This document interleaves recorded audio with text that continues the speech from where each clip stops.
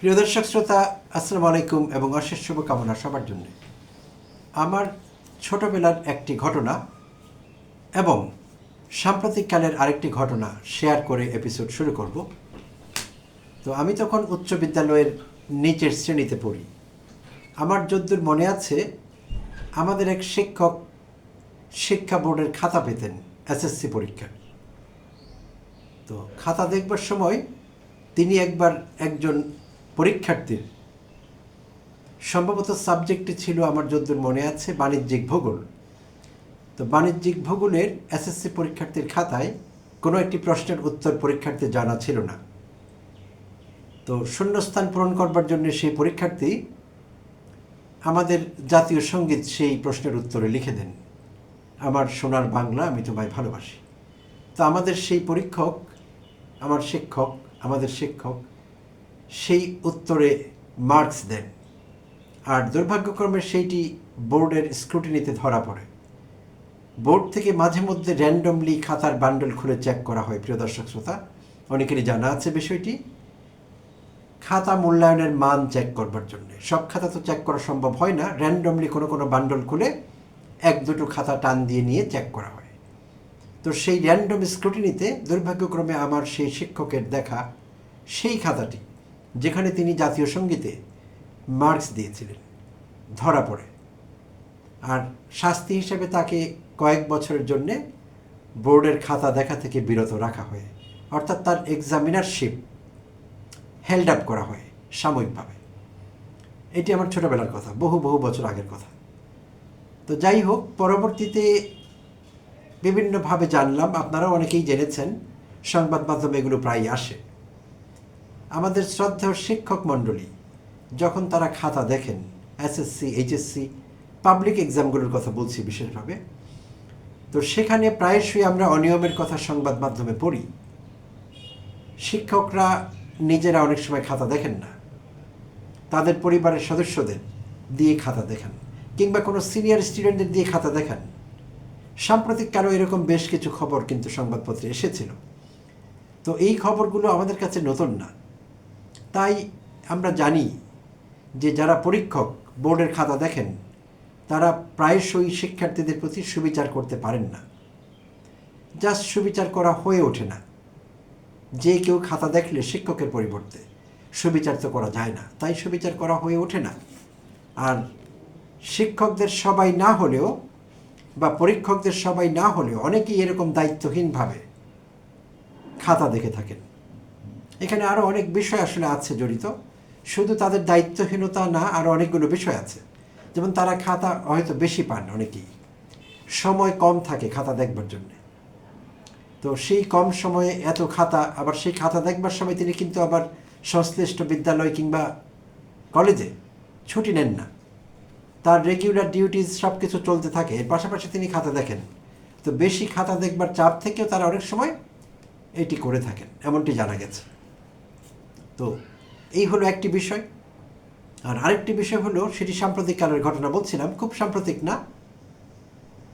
তো সেখানে আমার একজন ছাত্র, আমার পছন্দের ছাত্র, উচ্চ বিদ্যালয়ের, বাংলাদেশের একটি টপ র্যাঙ্কিং উচ্চ বিদ্যালয়ের কথা বলছি, যেটি প্রতি বছরই ধারাবাহিকভাবে ফলাফলের দিক থেকে বাংলাদেশে প্রথম থেকেছে কনসিকিউটিভলি কয়েক বছর, বরাবরই থাকছে আসলে। তো সেই উচ্চ বিদ্যালয়ে আমার এক পছন্দের ছাত্র এসএসসি পরীক্ষা দিয়েছে। তখন আমি ওদের ইংরেজি পড়াতাম, অল্প সময় আমি সেখানে আসলে ছিলাম। তো আমার সেই ছাত্র এসএসসি পরীক্ষা দেওয়ার পর আমার কাছে দুঃখ প্রকাশ করছিল যে তার সব সাবজেক্টে পরীক্ষা ভালো হয়েছে, শুধু একটি সাবজেক্টে পরীক্ষা ভালো হয়নি, সেই সাবজেক্টের জন্য তার জিপিএ 5 ছুটে যাবে, সেটি সে পাবে না। তো আমি জানতে চাইলে ও যা জানালো তাতে আমি অবাক হয়েছি। ও আমাকে বলল ও ধর্মে ভালো করবে না, কারণ ও সবগুলো আনসার করতে পারেনি, ও 77 আনসার করেছে। প্রিয় দর্শক শ্রোতা, একবার ভেবে দেখুন, যে কোনো সাবজেক্টে 77 আনসার করলে জিপিএ 5 সব সাবজেক্টে পাওয়ার জন্য সেই সাবজেক্টেও ন্যূনতম 80% মার্কস সেই শিক্ষার্থীর দরকার ছিল। তো সেটিতে পাওয়ার কোনো সুযোগ নেই। তাকে 100% মার্কস দিয়ে দিলেও, এক্সামিনার যথেষ্ট কাইন্ড তার প্রতি হলেও 77-এর বেশি তো তাকে দিতে পারবে না। তো আমাদের সবাইকে অবাক করে দিয়ে সেই ছাত্র এসএসসিতে জিপিএ 5 পেয়েছিল।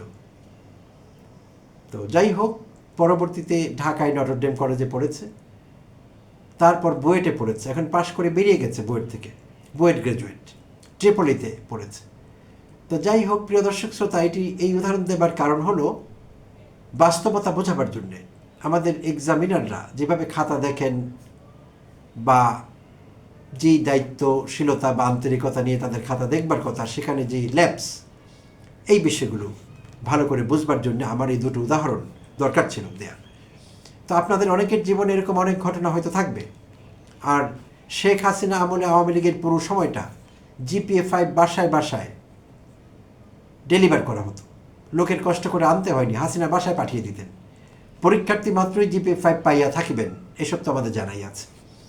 তো তখন কিভাবে খাতা দেখা হয়েছে আমি জানি না।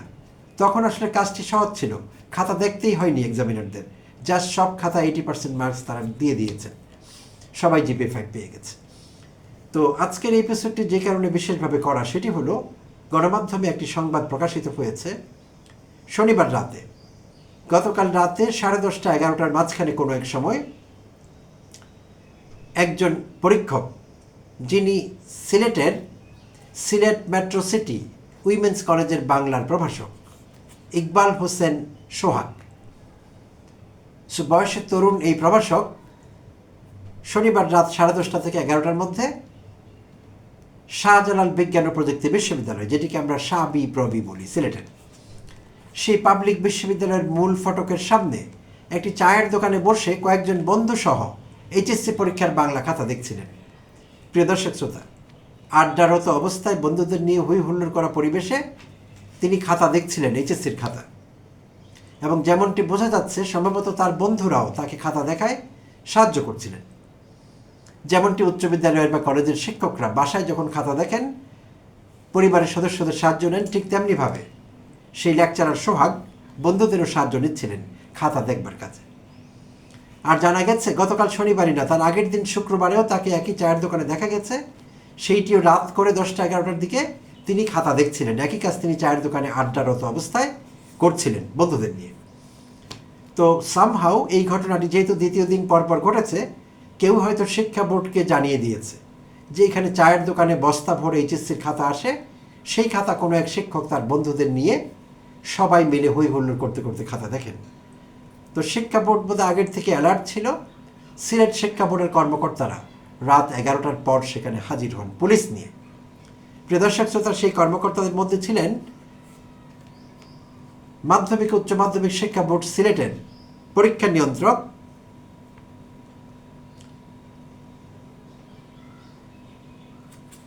বিলকিস ইসলাম, পরীক্ষা নিয়ন্ত্রক, আর ছিলেন বোর্ডের চেয়ারম্যান। সো পুলিশ নিয়ে তারা সেখানে হাজির হন শাবিপ্রবির সামনে সেই চায়ের দোকানে, এবং হাজির হয়ে হাতে নাতে তাদেরকে ধরে ফেলেন সেখানে। তো পরীক্ষা নিয়ন্ত্রক তাকে জিজ্ঞেস করেন, জনাব বিলকিস, লেকচারার সোহাগকে, যে এইসব কী চলছে, এটি কিভাবে সম্ভব। তখন তিনি বলেন যে তার ব্যস্ততার কারণে তিনি সেখানে বসে খাতা দেখছিলেন এবং বন্ধুদের দিয়ে খাতা দেখাচ্ছিলেন না, বন্ধুরা তাকে খাতার কোড মিলিয়ে দিতে সাহায্য করছিলেন।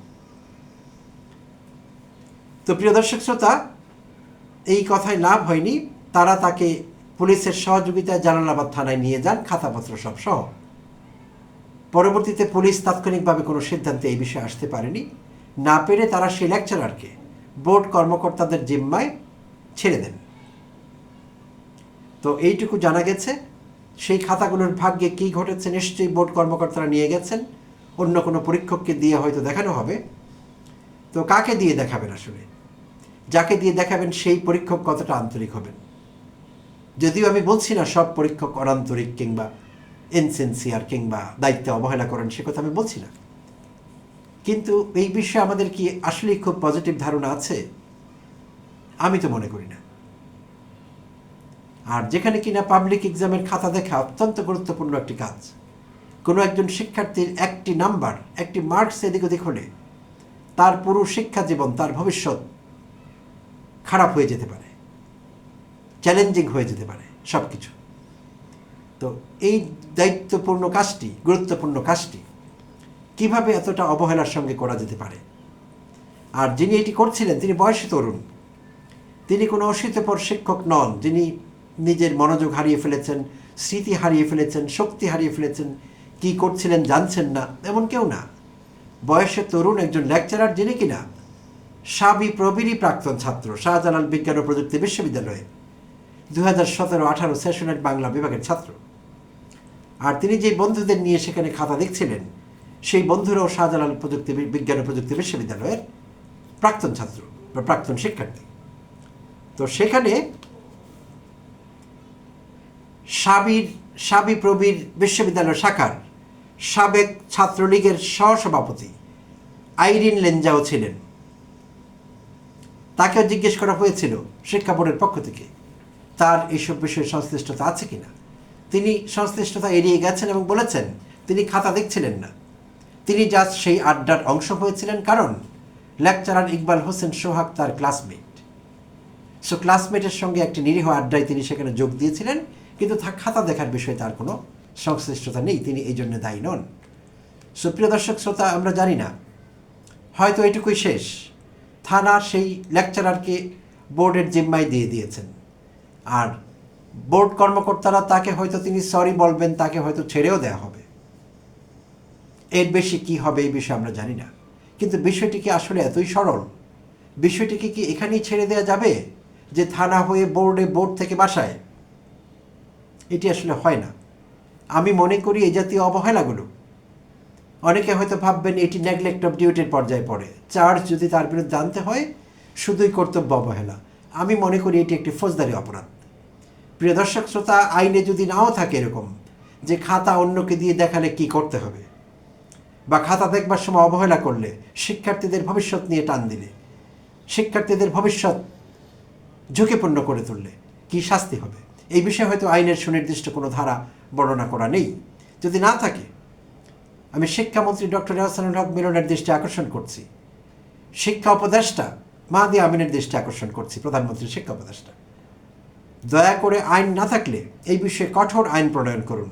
কারণ আমরা বছরের পর বছর শুনে এসেছি যে পরীক্ষকরা এইভাবে অবহেলা করে অনেক সময় খাতা দেখেন, আত্মীয়দের দিয়ে, প্রিয়জনদের দিয়ে, ফ্যামিলি মেম্বারদের দিয়ে খাতা দেখান। এই গল্প পত্রিকায় এসেছে, এমনকি অতীতে আমরা এই বিষয়ে ভিডিও ক্লিপও দেখেছি। তো এই বিষয়টিকে হেলাফেলা করবার আর কোনো সুযোগ নেই। দয়া করে কঠোর আইন প্রণয়ন করুন এবং কঠোরভাবে আইন প্রয়োগ করুন।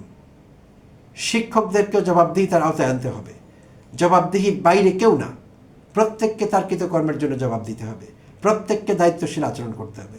এই ক্ষেত্রে বিশেষভাবে পরীক্ষকদের এইভাবে দায়িত্ব অবহেলা করবার কোনো সুযোগ নেই। তাই এটি একটি ক্রিমিনাল অফেন্স কিংবা ফৌজদারি অপরাধ হিসেবে গণ্য হওয়া উচিত এবং শাস্তিটিও সেভাবে হওয়া উচিত, যাতে ভবিষ্যতে শিক্ষক নামধারী, পরীক্ষক নামধারী কোনো লোক এইভাবে ছাত্রছাত্রীরা, আমাদের শিক্ষার্থীদের ভবিষ্যৎ নিয়ে ছিনিমিনি খেলতে না পারেন এবং তাদের ভবিষ্যৎকে ঝুঁকিপূর্ণ করে তুলতে না পারেন। এই বিষয়টি সময়ের দাবি, কারণ আমি ছোটোবেলা থেকে এই অনিয়মগুলো শুনে এসেছি। যেটি আমি একটি উদাহরণ দিয়ে বললাম, আমার ছোটোবেলা, সম্ভবত আমি তখন ক্লাস 6 বা 7-এ পড়ি, 1979 কিংবা 80 সালের কথা। সেই সময়ে আমার শিক্ষক জাতীয় সঙ্গীতে মার্কস দিয়ে বিপদে পড়েছিলেন। সো সেইটিও একটি কর্তব্য অবহেলার উদাহরণ ছিল। আর এই কর্তব্য অবহেলা কিন্তু চলতেই থাকবে। এটি শুধু বোর্ড এক্সামে হয় এরকম না, চাকরি বাকরির কম্পিটিটিভ পরীক্ষাও কিন্তু সেটি হচ্ছে, সেখানেও কর্তব্য অবহেলা হচ্ছে, সেখানে কেউ তার একটি সুযোগ থেকে বঞ্চিত হচ্ছেন। তাই যে কোনো পর্যায়ের পরীক্ষকদের দায়িত্বের মধ্যে আনতে হলে, তাদের কর্তব্য সচেতনতা সম্পর্কে তাদেরকে সাবধান করতে হলে কঠোর আইন প্রয়োগ এবং এর সিনসিয়ার বাস্তবায়ন ছাড়া বিকল্প কিছু নেই। প্রিয় দর্শক শ্রোতা, আপনারা এই বিষয়ে কী ভাবছেন দয়া করে কমেন্টে জানাবেন। আর আপনি যদি প্রথমবার আমার চ্যানেলটি ভিজিট করছেন তো দয়া করে সাবস্ক্রাইব করবেন। অনেক অনেক ধন্যবাদ জানবেন। আবার আপনাদের সঙ্গে কথা হবে অন্য কোনো এপিসোডে, অন্য কখনো।